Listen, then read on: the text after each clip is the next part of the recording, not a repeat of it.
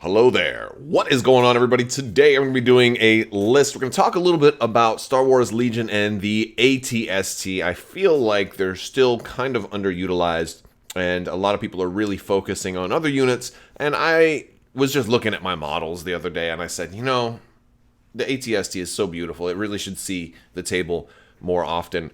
Kind of led me to want to do a double ATST build, but I kind of thought maybe that would be pushing it a little bit too much. So I figured let's try a single ATST build and see how they kind of look now, since it's been a long time since I've run an ATST build. And so we're going to be using Tabletop Admiral. I will put a link in the description below so you can check them out. But we're going to be doing, we're going to do a fun little Imperial build.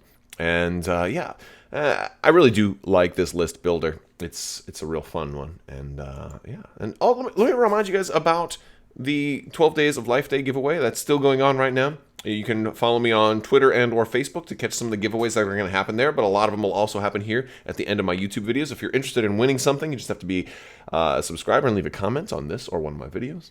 It's as simple as that. There's a lot of cool stuff left to be given away still. All right, so I'm going to start off with an ATST. Now, normally, I start off with a commander, but since the ATST is going to be the focal point of this particular build, I figured I'd start off with the ATST. For a hard point, I am going to stick with the mortar launcher, just so I can, have that. It's one of the few weapons. I feel like the mortar launcher is better now that it's got that infinite range. It's just, it just seems like it's a lot better of an option now that you kind of didn't have before, and I like that. Now, alternatively, the twin laser cannon is not half bad either. We could certainly, we could definitely go with that.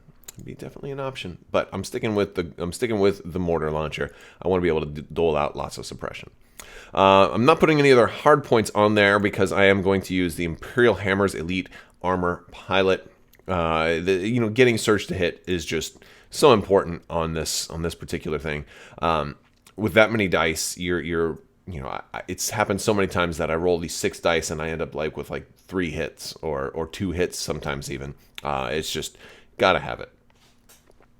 Now, I'm also going to give him HQ uplink, and the reason for that, since it's going to be my only heavy support, I want to have the option to either remove him from the pile or be able to make sure that he goes last as well. There's a lot, or in some cases, I might want to maybe make sure that he goes first.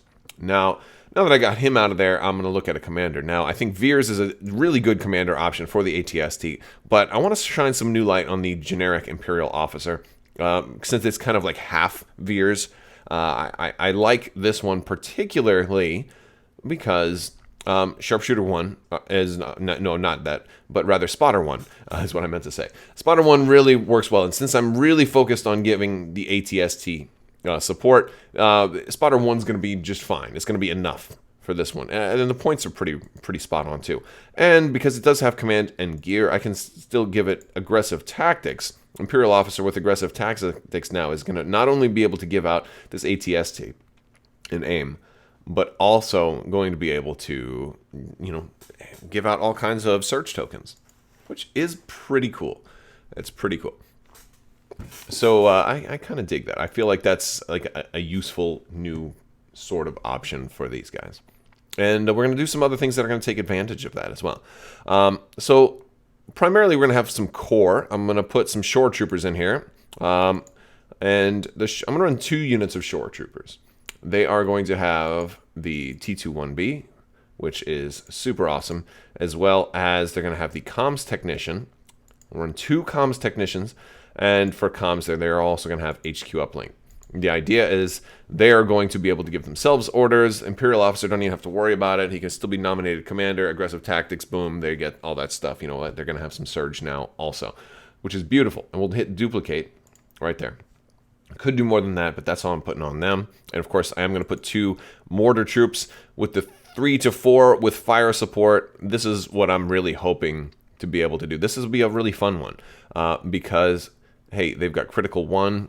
I can combo them with the ATST. And that's kind of one of the things that I'm really looking to do here is I'm trying to make that ATST. He's got that range 4 massive shot. He's now also going to have surge to hit and an aim token because I'm going to have the Imperial Officer go before the ATST if possible.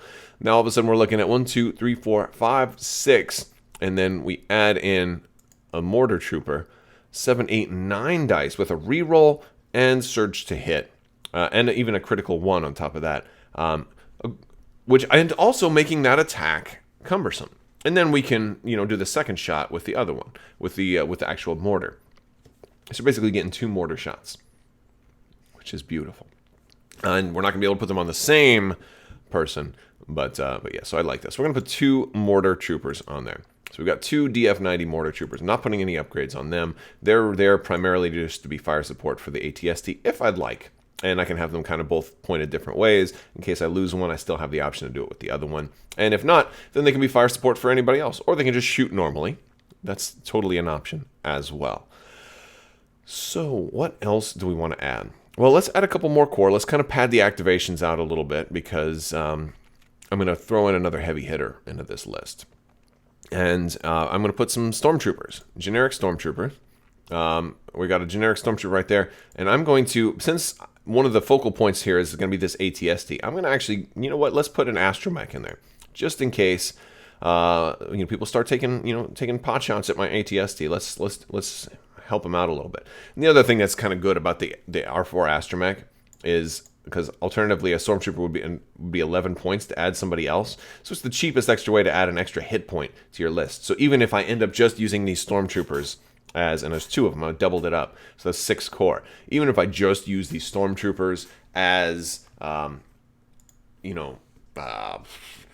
objectives, I can still, have an extra hit point on them.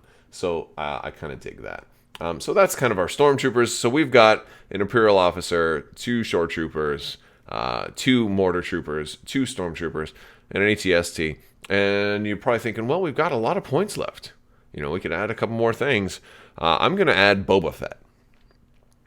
We could go, Bosk would be cheaper here if we're looking for, a bounty hunter. And the idea here is I want something who's got, a bounty hunter that I can add, some fire support to this shot. That's really the main idea. I'm looking to add, fire support. So, but Boba Fett's got the maneuverability. So he can just, jump 2 right over stuff, speed 3, boom. All right, there I'm shooting, and then mortar trooper then adds the dice. And so now Boba Fett can be like, all right, 1, 2, 3, 4, and 5, 6, 7, and then search the crit. And of course we got Pierce 1 thrown into that as well. So like a whole lot of cool stuff with there. So I think that'd be a fun option to add Boba Fett into this list. It will also give us, in case that little officer does die, we have a great new option to take over as commander. Boba Fett will make a fantastic commander, and he's pretty hard to kill. So for Boba Fett, I'm going to give him Hunter. I think Hunter is going to be really, really important.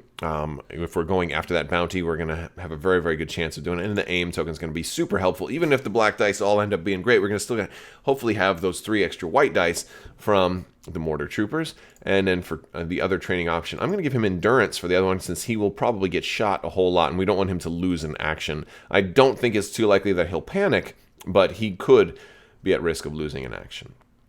So we'll give him endurance to help kind of mitigate that in case he does take heavy fire.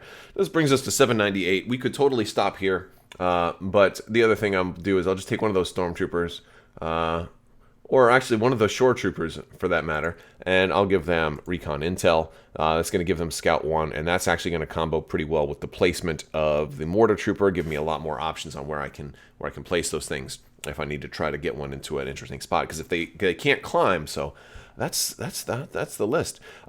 We have some options now with our command cards, because we've got Boba Fett, and I'm really leaning on the Z6 for Boba Fett's fun stuff. This gives him that longer range attack, and then we can, of course, do fire support with that. Of course, we're going to need assault. We're going to need our basic 3 for sure.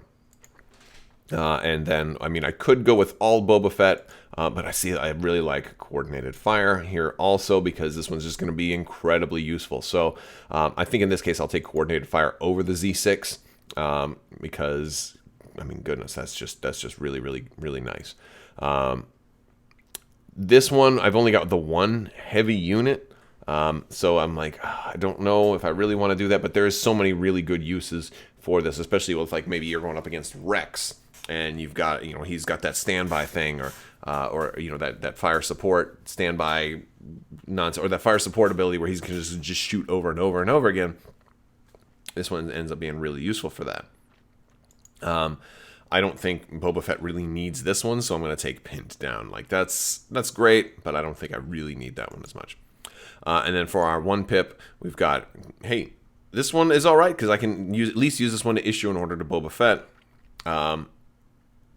It's not great. I'd be doing the same thing here anyway, so I feel like this one's going to be a little bit better. There is advantage, however, in this case, to going with Covert Observation, because this does, in this case, make the Imperial Officer my nominated commander, and allows aggressive tactics to kind of trigger off of the HQ uplinks that the shore troopers would have. So there's a little bit of that going on. However, I am still going to go with Whipcord Launcher. I feel like that's a little bit better. So now I've got 2 Boba Fett cards, and all the rest are generic and can be issued by the officer, or potentially Boba Fett if he ends up taking over as being my new nominated commander. And, well, gosh, guys, that is the list. I will put a link to this in the description below. I'd love to hear what you guys think, though. If you like this video, go ahead and give it a thumbs up. Let me know what you think down in the comments below. I'm going to talk to you guys later. Just a quick Legion video today. Love to hear what you guys think. Hopefully we'll get some more information soon. If you guys follow Sam Witwer, who does the voice of Maul and was also the Star Killer in The Force Unleashed, he was on Twitter trying to fish for more hints about upcoming units from FFG, so maybe he'll have more success than I have had in the past. All right, that's all I got for you guys. I want to thank you all so much for watching. Also, thank the patrons for your continued support. You guys definitely help make this station possible. Thank you again, and as always, have a great day.